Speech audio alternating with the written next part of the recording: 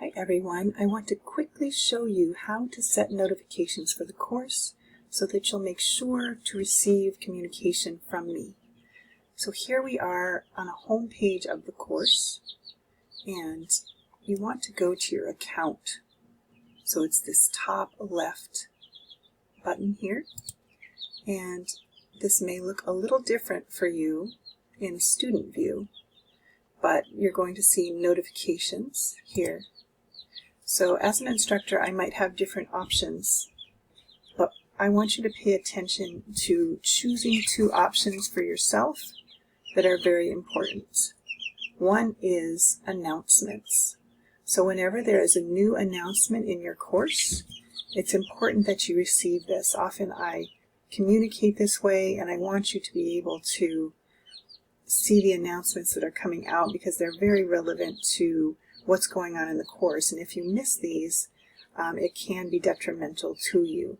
Announcements are also, shown on the home page, the most recent. However, it's very important that you turn the notification on as well. And there's only one other notification I want you to submit, and that is in the grading section. And this is submission comment. So this notifies you when I comment on your assignments. I will leave sometimes written feedback, sometimes video feedback, and it's very important that you get this feedback so you can revise.